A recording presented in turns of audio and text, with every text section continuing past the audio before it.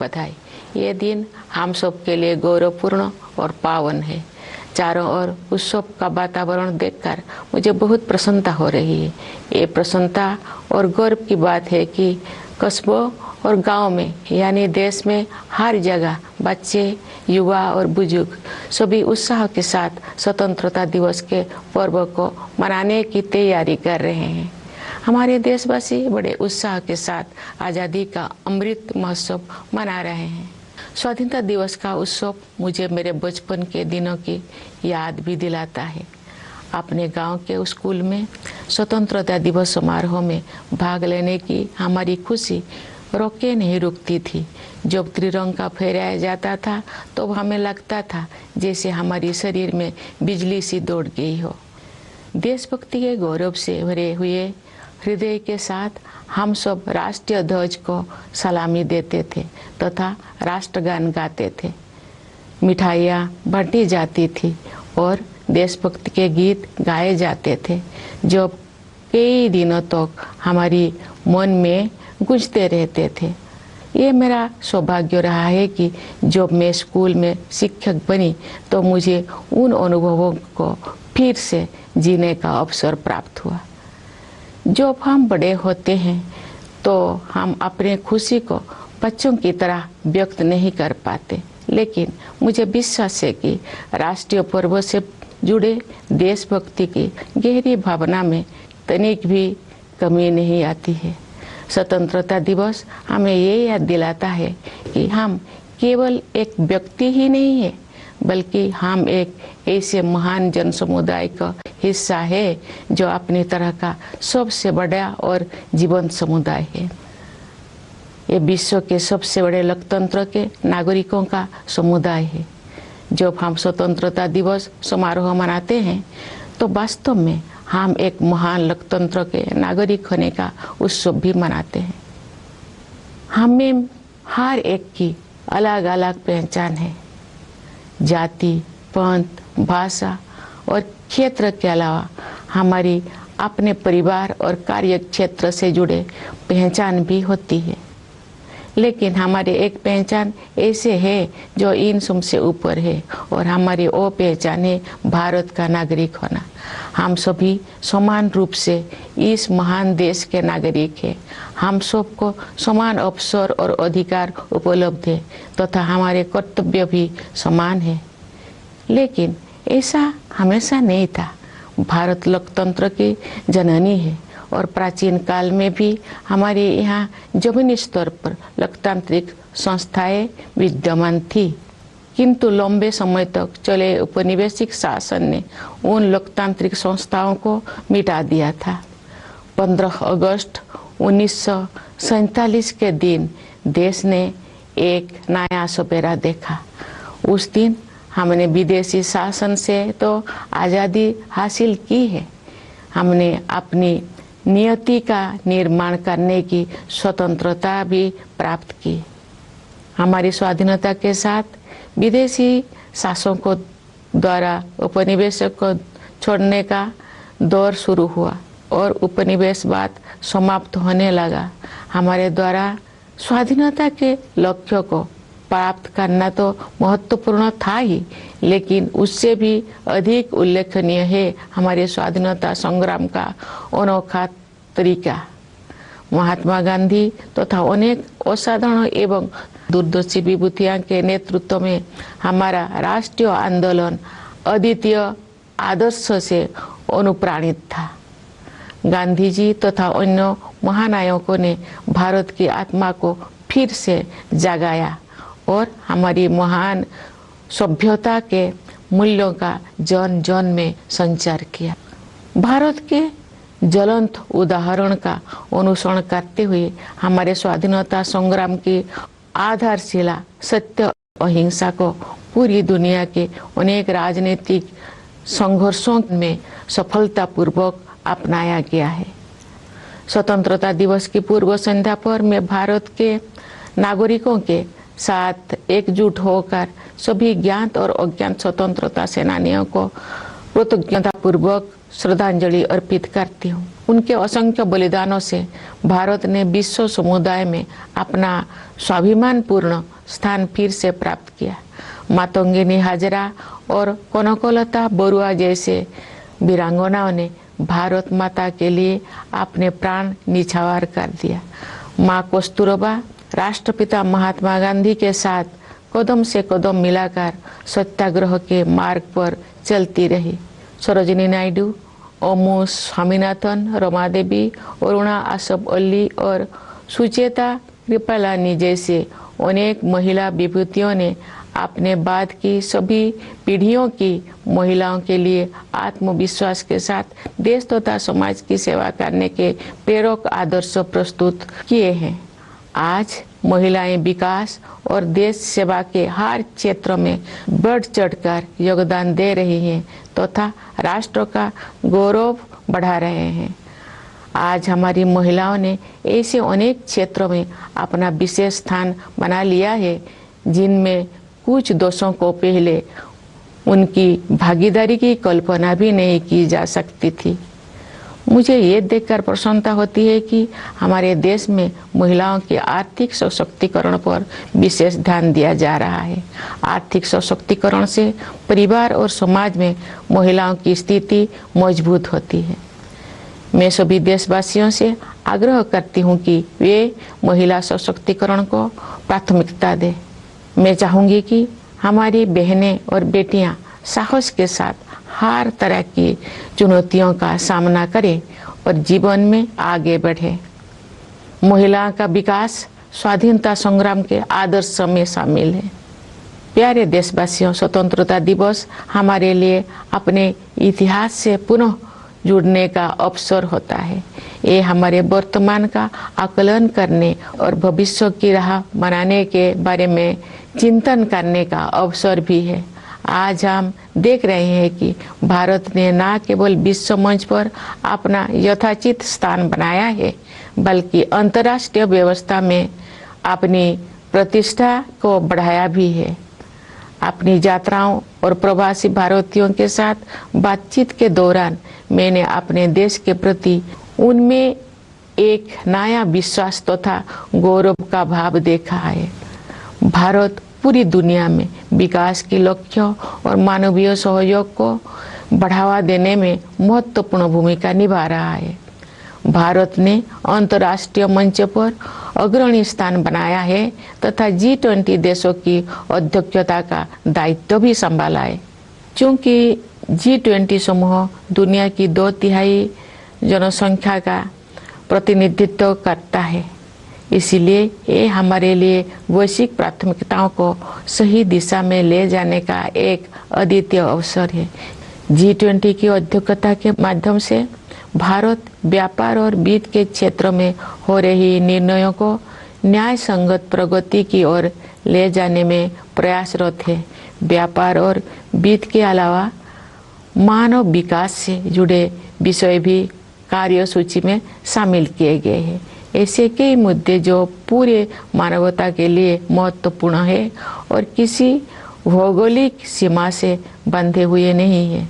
मुझे विश्वास है कि भारत के प्रभावी नेतृत्व के साथ G20 के सदस्य देश उन मोर्चों पर उपयोगी कार्रवाई को आगे बढ़ाएंगे। भारत की G20 की अध्यक्षता में एक नई बात यह है कि डिप्लोमेसी को जमीन से जोड़ा गया है। एक अंतर्राष्ट्रीय राजनयिक गतिविधि में लोगों की भागीदारी को प्रोत्साहित करने के लिए अपनी तरह का पहला अभियान चलाया गया है। उदाहरण के लिए ये देखकर मुझे अच्छा लगा कि स्कूलों और कॉलेजों में G20 से जुड़े विषयों पर आयोजित की जा रही गतिविधियों में विद्यार्थी उत्साहपूर्वक भाग ले रहे हैं।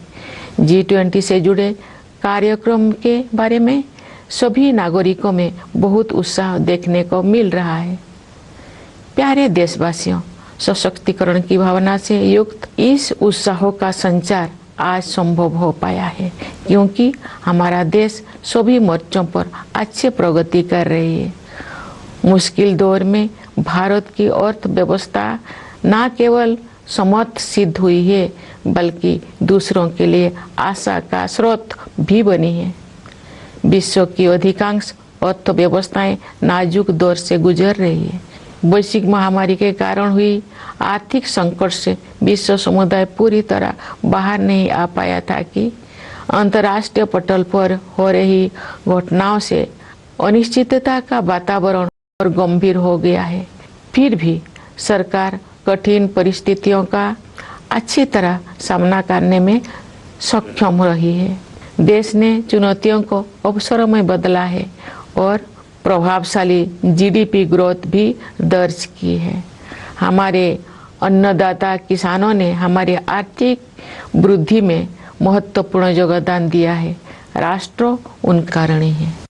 वैश्विक स्तर पर मुद्रास्फीति यानी इन्फ्लेशन चिंता का कारण बनी हुई है, लेकिन सरकार और रिजर्व बैंक इस पर काबू पाने में सफल रही है।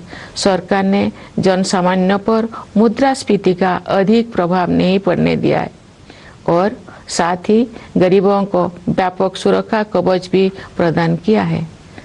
वैश्विक आर्थिक विकास के लिए दुनिया की निगाहें आज भारत पर टिकी हुई है। आज भारत विश्व की 5वीं सबसे बड़ी अर्थव्यवस्था बन गया है। विश्व में सबसे तेजी से बढ़ रही बड़ी अर्थव्यवस्था के रूप में भारत विश्व की 3री सबसे बड़ी अर्थव्यवस्था बनने की ओर अग्रसर है। हमारी आर्थिक प्रगति की इस यात्रा में समावेशी विकास पर जोर दिया जा रहा है। निरंतर हो रही आर्थिक प्रगति के 2 प्रमुख आयाम हैं। एक और व्यवसाय करना आसान बनाकर और रोजगार के अवसर पैदा करके उद्यमशीलता की संस्कृति को बढ़ावा दिया जा रहा है। दूसरे ओर जरूरतमंदों की सहायता के लिए विभिन्न क्षेत्रों में पहल की गई है तथा व्यापक स्तर पर कल्याणकारी कार्यक्रम चलाया जा रहे हैं। वंचितों को वरीयता प्रदान करना हमारी नीतियों और कार्य के केंद्र में रहता है। परिणाम स्वरूप पिछले दशक में बड़ी संख्या में लोगों को गरीबी से बाहर निकलना संभव हो पाया है। इसी प्रकार आदिवासियों की स्थिति में सुधार लाने और उन्हें प्रगति की यात्रा में शामिल करने हेतु विशेष कार्यक्रम चलाया जा रहा है। मैं अपने आदिवासी भाई बहनों से अपील करती हूँ कि आप सब अपने परंपराओं को समृद्ध करते हुए आधुनिकता को अपनाएं। मुझे ये जानकर खुशी हुई है कि आर्थिक विकास के साथ साथ मानव विकास संबंधी सरकारों को भी उच्च प्राथमिकता दी जा रही है। मैं एक शिक्षक रही हूँ, इस नाते भी मैंने ये समझा है कि शिक्षा सामाजिक सशक्तिकरण का सबसे प्रभावी माध्यम है। वर्ष 2020 की राष्ट्रीय शिक्षा नीति से बदलाव आना शुरू हो गया है। विभिन्न स्तरों पर विद्यार्थियों और शिक्षाविदों के साथ मेरी बातचीत से मुझे ज्ञात हुआ है कि अध्ययन की प्रक्रिया अधिक फ्लेक्सिबल हो गया है। इस दूरदर्शी नीति का एक प्रमुख उद्देश्य प्राचीन मूल्यों को आधुनिक कौशल के साथ जोड़ना है। इससे आने वाले वर्षों में शिक्षा के क्षेत्र में अभूतपूर्व परिवर्तन होंगे और परिणाम स्वरूप देश में एक बहुत बड़ा बदलाव दिखाई देगा। भारत की प्रगति को देशवासियों विशेषकर युवा पीढ़ी के सपनों से शक्ति मिलती है। विकास के अनंत संभावनाएं देशवासियों की प्रतीक्षा कर रही है। स्टार्टअप से लेकर खेलकूद तक हमारे युवाओं ने उत्कृष्टता के नई आसमानों की उड़ान भरी है। आज के नई भारत की महत्वाकांक्षाओं के नई क्षितिज असीम है। भारतीय अंतरिक्ष अनुसंधान संगठन नई ऊंचाई को छू रहा है और उत्कृष्टता के नए आयाम स्थापित कर रहा है। इस वर्ष इसरो ने चंद्रयान 3 लॉन्च किया है, जो चंद्रमा की कक्षा में प्रवेश कर चुका है और कार्यक्रम के अनुसार उसका विक्रम नामक लैंडर तथा प्रज्ञान नामक रोवर अगले कुछ ही दिनों में चंद्रमा पर उतरेगा। हम सभी के लिए वो गौरव का क्षण होगा और मुझे भी उस पल का इंतजार है। चंद्रमा का अभियान अंतरिक्ष के हमारे भावी कार्यक्रम के लिए केवल एक सीढ़ी है। हमें बहुत आगे जाना है। अंतरिक्ष अभियान में ही नहीं बल्कि धरती पर भी हमारे वैज्ञानिक और टेक्नोलॉजिस्ट देश का नाम रोशन कर रहे हैं। अनुसंधान, नवाचार तथा उद्यमशीलता को बढ़ावा देने के लिए अगले 5 वर्षों में 50,000 करोड़ रुपये की राशि के साथ सरकार द्वारा अनुसंधान नेशनल रिसर्च फाउंडेशन स्थापित किया जा रहा है। ये फाउंडेशन हमारी कॉलेजों, विश्वविद्यालयों और अनुसंधान केंद्रों में रिसर्च एवं डेवलपमेंट को आधार प्रदान करेगा, उन्हें विकसित करेगा तथा आगे ले जाएगा। प्यारे देशवासियों, ज्ञान विज्ञान में उत्कृष्टता प्राप्त करना ही हमारा लक्ष्य नहीं है, बल्कि हमारे लिए ये मानवता के विकास के साधन है। एक क्षेत्र जिस पर पूरे विश्व के वैज्ञानिकों और नीति निर्माताओं को और अधिक तत्परता से ध्यान देना चाहिए वो है जलवायु परिवर्तन। हाल के वर्षों में बड़ी संख्या में एक्सट्रीम वेदर इवेंट्स हुई है। देश के कुछ हिस्सों में असाधारण बाढ़ का सामना करना पड़ा है, कुछ स्थान सूखे की मार झेलते हैं। इन सब का एक प्रमुख कारण ग्लोबल वार्मिंग को भी माना जाता है। अतः पर्यावरण के हित में स्थानीय, राष्ट्रीय तथा वैश्विक स्तर पर प्रयास करना अनिवार्य है। इस संदर्भ में ये उल्लेखनीय है कि रिन्यूएबल एनर्जी के क्षेत्र में हमने अभूतपूर्व लक्ष्य को प्राप्त किया है। अंतर्राष्ट्रीय सौर ऊर्जा अभियान को भारत ने नेतृत्व प्रदान किया है। अंतर्राष्ट्रीय प्रतिबद्धताओं को पूरा करने में हमारा देश अग्रणी भूमिका निभा रहा है। विश्व समुदाय को हमने लाइफ यानी लाइफस्टाइल फॉर एनवायरनमेंट का मंत्र दिया है। प्यारे देशवासियों, असामान्य मौसम की घटनाएं सभी पर असर डालती है, लेकिन गरीब और वंचित वर्गों के लोगों पर उनका और अधिक प्रभाव पड़ता है। शहरों और पहाड़ों क्षेत्रों के जलवायु परिवर्तन की स्थितियों का सामना करने के लिए विशेष रूप से सक्षम बनाने की आवश्यकता है।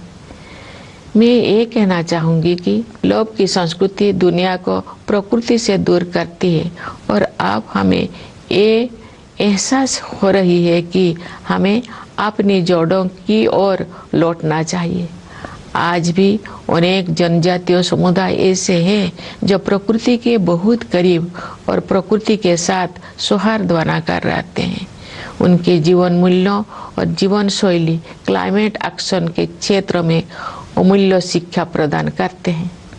जनजातीय समुदायों द्वारा युगों से अपना अस्तित्व बनाए रखने के रहस्यों को एक शब्द में ही व्यक्त किया जा सकता है और शब्द है हमदर्दी। जनजातीय समुदाय के लोग प्रकृति को माता समझते हैं तथा उसकी सभी संतानों अर्थात वनस्पतियों और जीव जंतुओं के प्रति सहानुभूति रखते हैं। कभी कभी दुनिया में हमदर्दी की कमी महसूस होती है, लेकिन इतिहास साक्षी है कि ऐसे दौर केवल कुछ समय के लिए ही आते हैं, क्योंकि करुणा हमारा मूल स्वभाव है। मेरा अनुभव है कि महिलाएं हमदर्दी के महत्व को और अधिक गहराई से महसूस करती है और जब मानवता अपनी राह से भटकती है तो वे सही रास्ता दिखाती है। हमारे देश ने नई संकल्पों के साथ अमृत काल में प्रवेश किया है तथा हमें भारत का वर्ष 2047 तक एक विकसित राष्ट्र बनाने की दिशा में आगे बढ़ रहे हैं। आइए हम सभी अपने संवैधानिक मूल कर्तव्यों को निभाने का संकल्प लें तथा व्यक्तिगत और सामूहिक गतिविधियों के सभी क्षेत्र में उत्कृष्ट की ओर आगे बढ़ने का सतत प्रयास करें, ताकि हमारा देश निरंतर उन्नति करते हुए कर्मठता तथा उपलब्धियों की नई ऊंचाइयां हासिल करे। प्यारे देशवासियों, हमारा संविधान हमारा मार्गदर्शक दस्तावेज है। संविधान की प्रस्तावना में हमारे स्वाधीनता संग्राम के आदर्श समाहित है। आइए हम अपने राष्ट्र निर्माताओं के सपनों को साकार करने के लिए सद्भाव और भाईचारे की भावना के साथ आगे बढ़े। स्वतंत्रता दिवस की पूर्व संध्या पर मैं पुनः आप सबको विशेष रूप से सीमाओं की रक्षा करने वाले सेना के जवानों, अंतरिक्ष सुरक्षा प्रदान करने वाले सभी बलों एवं पुलिस के जवानों तथा दुनिया के विभिन्न हिस्सों में रहने वाले प्रवासी भारतीयों को बधाई देती हूँ। सभी प्यारे देशवासियों को बहुत बहुत शुभकामनाएं। धन्यवाद। जय हिंद, जय Bharat.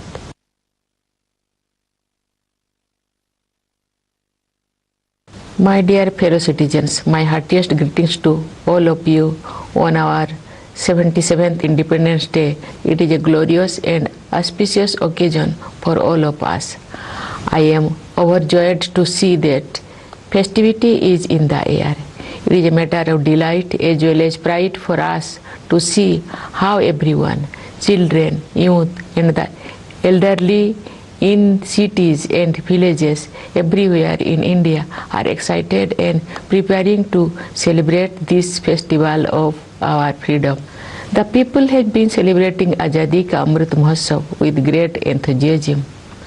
Independence Day celebrations also remind me of my childhood days. We could not contain our excitement of participating in the Independence Day celebrations in our village school.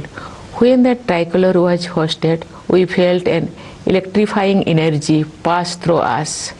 With our hearts full of patriotic pride, we salute the national flag and sang the national anthem. Sweets were distributed and patriotic songs were sung, which kept playing in our minds for many days. I was fortunate in having an opportunity to relive these experiences when I became a school teacher. When we grow up, we may not remain as expressive of our joy as children are, but I am sure that the intensity of the patriotic feelings associated with the celebration of national festival is not diminished at all. Independence Day reminds us that we are not merely individuals, but we are part of a great community of people. It happens to be the biggest and the greatest community of its kind. It is the community of the citizens of the world's largest democracy. What we celebrate on Independence Day is the fact that we are part of a great democracy. Each of us has many identities, apart from caste, creed, language and region. We are also identified with our families and professions. But there is one identity that is above all, that is our identity as citizens of India. Each one of us is an equal citizen. Each one of us has an equal opportunity, equal rights and equal duties in this land. But it was not always so.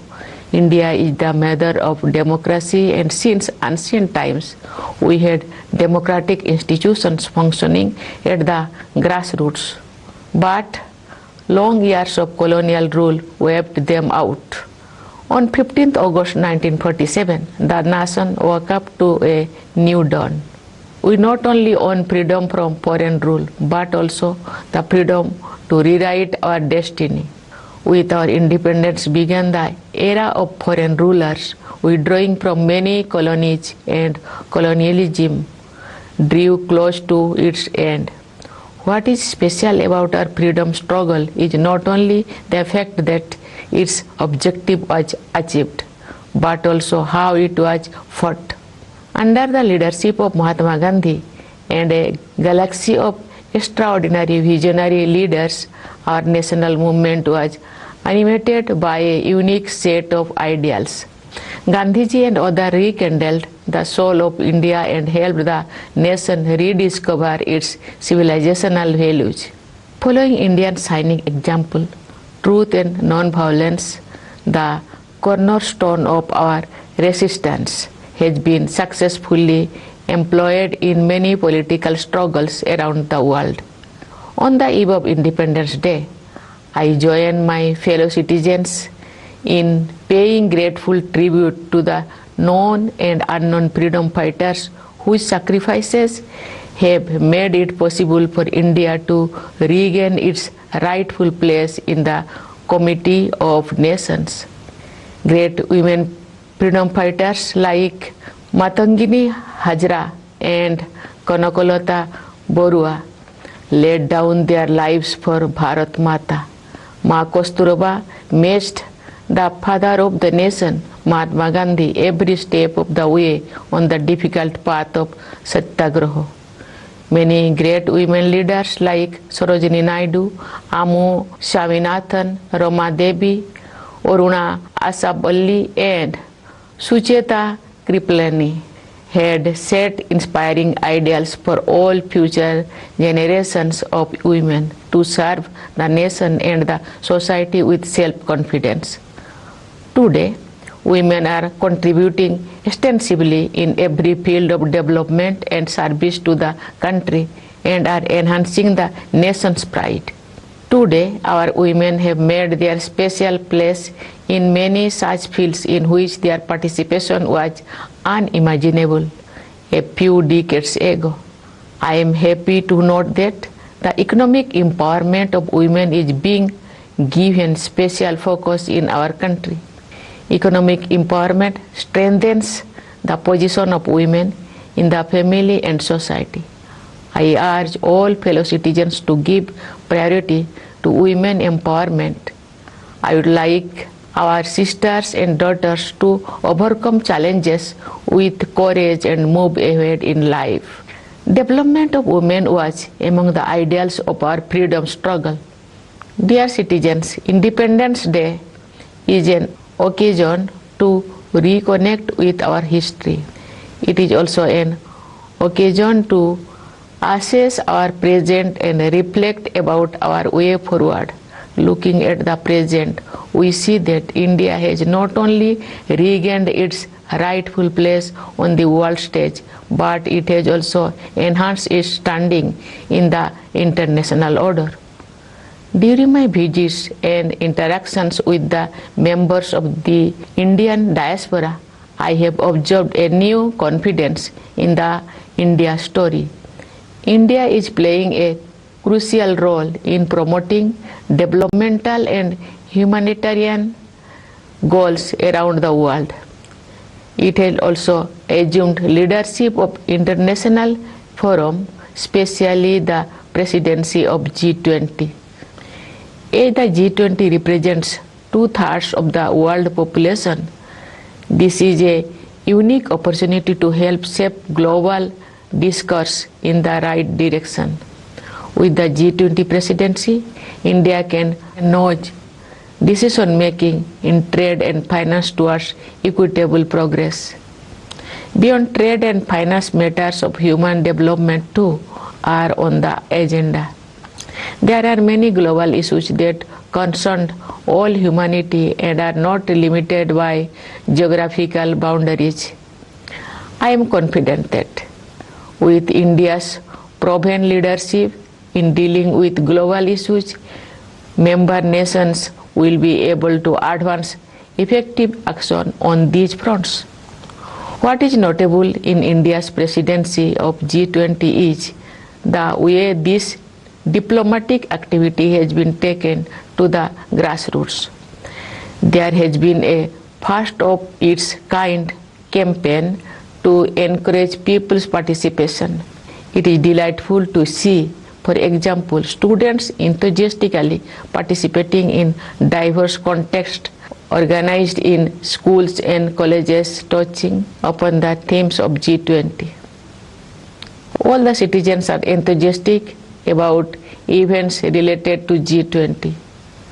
Dear fellow citizens, this enthusiasm along with a sense of empowerment is possible because the nation has been taking great strides on all fronts. India's economy has proven to be not only resilient during turbulent times, but is also a beacon of hope for others. The world economy is passing through a delicate stage as the pandemic has been followed by international events that have added to the air of uncertainty. Yet the government has been able to navigate the stormy waters very well. India has converted challenges into opportunities and has recorded high GDP growth. Our Annadata farmers have contributed significantly to our economic growth. The nation feels indebted to them. Inflation at the global level remains a cause for worry. But in India, the government and the Reserve Bank have managed to contain it. The government has succeeded in protecting the common people from high inflation, while also providing a more extensive security cover to the poor.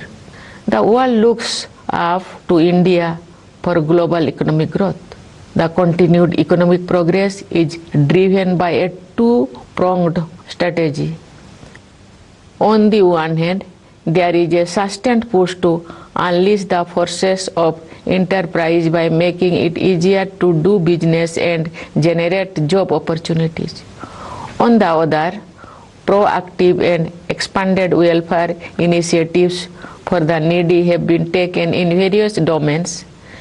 Giving priority to the deprived remains the focus of our policies and actions that have lifted a large number of people out of poverty in the last decade. Similarly, there are specific programs to improve the conditions of tribals and encourage them to join the journey of progress. I appeal to our tribal brothers and sisters to enrich their traditions while embracing modernity. I am happy to note that along with economic growth, human development concerns have also been accorded high priority. Having been a teacher also, I have realized that education is the greatest tool of social empowerment. The National Education Policy of 2020 has started making a difference. From my interactions with students as well as educationists at various levels, I gather that the learning process has become more flexible. The visionary policy, which aims to merge ancient values with modern skills, will bring in unprecedented changes in the education sectors over the years, leading to a great transformation of the nation. India's economic progress is powered by the dreams of its people, particularly the young generation for whom limitless opportunities have opened up. From startups to sports, our youth have explored new horizons of excellence. The aspirations of the new India have infinite dimensions. The Indian Space Research Organization keeps scaling new heights and setting higher benchmarks of excellence. This year, ISRO launched Chandrayaan-3 and its lander named Vikram and its rover named Pragya are slated to land on the moon in the next few days. It will be a proud moment for all of us, and I look forward to it. But the mission to the moon is only a stepping stone for our future space programs. We have to go far ahead. For their work in space and also on Earth, our scientists and technologists are bringing laurels to the country. To foster the spirit of research, innovation, and entrepreneurship, the government is setting up the Anusandhan National Research Foundations with an amount of rupees 50,000 crore for next 5 years. The foundation will seed, grow, and promote research and development in our colleges, universities, and research institutions. Dear citizens, for us, science or knowledge are not ends in themselves, but are a means for the betterment of all the people. One area that merits urgent attention of scientists and policymakers all over the world is climate change. We have faced numerous extreme weather events in recent years. Parts of India have faced extraordinary floods. At the same time, there are places facing drought. These events are also attributed to the phenomenon of global warming. Therefore, it is necessary to make efforts at the local, national and global levels for the environment. In this context, it is noteworthy that we have achieved unprecedented goals in the field of renewable energy. India is providing leadership to the International Solar Alliance. Our country is playing a leading role in fulfilling international commitments. We have given the mantra of life, that is lifestyle for environment, to the global community. Dear fellow citizens, extreme weather events affect all, but their impact is far more severe on the poor and the marginalized. Cities and hilly terrains especially need to be made more resilient. The larger point here is that the culture of greed takes the world away from nature. We now realize the dire need to return to our roots. I know that there are still many tribal communities who live very close to nature and in harmony with it. Their values and lifestyle offer invaluable lessons for climate action. The secret of the survival of the tribal communities through ages can be summarized in one word. That single word is empathy. They have empathy for all Mother Nature's fellow children, flora and fauna alike. Sometimes, however, the world seems to be suffering from a deficit of empathy. But history shows that such periods are only aberrations, and kindness is our fundamental nature. It is my experience that women have empathy in greater measure, and they show the way when humanity goes astray. Our country has entered Amrit Kal with new resolutions, and we are moving forward towards making India an inclusive and developed nation by the year 2047. Let us all take a pledge to perform our fundamental duty to strive towards excellence in all spheres of individual and collective activity, so that the nation constantly rises to higher levels of endeavor and achievement. Dear fellow citizens, our Constitution is our guiding document. Its preamble contains the ideals of our freedom struggle. Let us move forward with the spirit of harmony and brotherhood to realize the dreams of our nation builders. On the eve of Independence Day, I once again extend my greetings to you all, especially to our soldiers guarding the borders, Jawans of the forces and the police providing internal security, and to the members of our diaspora living in every part of the world. I convey my best wishes to you all. Thank you. Jai Hind, Jai Bharat.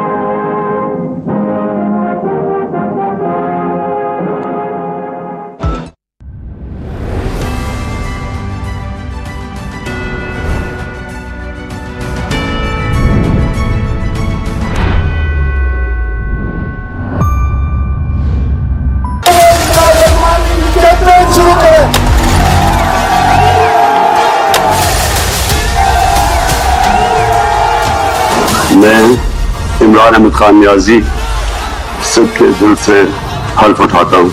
When Imran Khan came initially into politics, he thought his personal popularity would be sufficient for him. It didn't happen.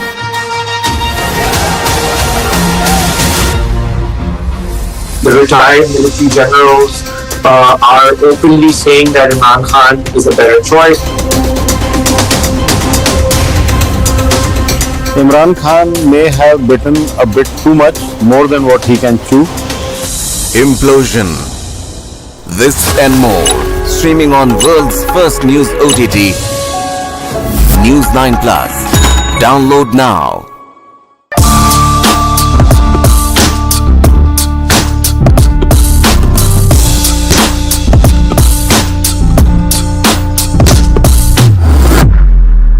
Engineering कर रहे हैं क्योंकि सभी लोग कर रहे हैं. Coaching is now starting from grade 3, 4, 5, 6. Kota जाने वाली बीच राह में आधे टेस्ट देके हैं सिलेक्शन की चाह में. ऑल इंडिया का बच्चा कोटा जाता है. This rat race is for rats, not for humans. So why should we even be a part of it? The